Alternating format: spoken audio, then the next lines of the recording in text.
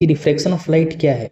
जब कोई light first medium से ट्रेवल करके सेकेंड मीडियम में जाती है तो उसकी स्पीड चेंज हो जाती है, जिसकी वजह से रे बेंड होती है। मीडियम दो टाइप के होते हैं, एक होता है हमारा रेयर और दूसरा डेंसर।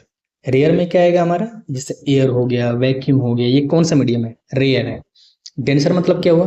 वाटर, ग्लास, कोई लिक्विड सब्सटेंस, ठीक है, कोई सॉलिड सब्सटेंस, ये सारे के सारे क्या हो जाएंगे? तो ये सारे के सारे डेंसर मीडियम हो जाएंगे। कि अगर लाइट रेयर से डेंसर में एंटर करे तो क्या होगा, दूसरा डेंसर से रेयर में एंटर करे तो क्या होगा।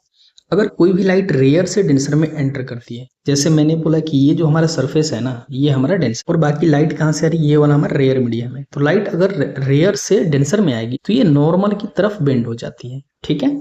सेकेंड, अगर लाइट, ये जो हमारा सरफेस है क्या है? ये डेंसर मीडियम है, और ये डेंसर से किस में आ रही है? रेयर में आ रही है, तो ये नॉर्मल से अवे हट जाए। तो जब लाइट एयर से डेंसर में आ रही है, किसमें है? डेंसर में, तो ये क्या होगी ना कि टुवर्ड्स नॉर्मल बेंड हो जाए। यानी ये क्या हमारा, तो ये है इंसिडेंट, यानी यहां से लेके यहां तक क्या है हमारा? इंसिडेंट। इसके बाद ये क्या है? रिफ्रैक्टेड रे, ठीक है, और ये इमर्जेंट रे। यानी कि यहाँ पे हम ये कहेंगे कि एंगल आई, ये वाला क्या हमारा? एंगल आई, इंसिडेंट एंगल, और ये क्या है? रिफ्लेक्टेड एंगल यहाँ पे बनेगा। इसके बाद अगर मैं इस वाले नॉर्मल से कंपेयर करूं तो यहाँ पे क्या बन रहा है? तो ये हो गया इंसिडेंट रे, और ये तो डेंसर हो गया ना, ये डेंसर मीडियम, फिर रेयर में आ रही है तो क्या हो रही है? नॉर्मल से दूर हट रही है, तो यानी ये हो गया हमारा इमर्जेंट रे। एक्चुअल पाथ क्या है लाइट का? तो एक्चुअल पाथ ये है एक्चुअल पाथ, ठीक है, लेकिन वो क्या होती है? ये कुछ एग्जाम्पल है, एग्जाम्पल देख लो। एग्जाम्पल में क्या है कि ये पेंसिल, जब आप पेंसिल को किसी ट्रांसपेरेंट ग्लास में डुबोगे और फिर देखोगे ना, तो कैसा दिखेगा? ये पेंसिल थोड़ा सा मुड़ा हुआ दिखेगा। ये क्या शो कर रहा है?